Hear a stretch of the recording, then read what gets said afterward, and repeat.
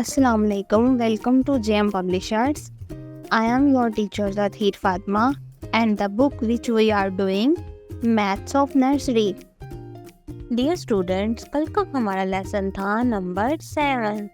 अब तक हमने बहुत सारे नंबर सीख लिए हैं. So let's have started quick revision. Started from 1, 2, 3, 4, 5, 6 and 7. And what comes next is the number 8.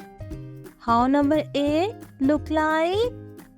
Dear student, open the page number 19. Let's see is number 8. This is number 8. Let's trace with finger, make an S and close it straight. Now you made a number 8. Now let's see this picture. We see 8 hats. Let's count them together. 1, 2, 3, 4, 5, 6, 7 and 8.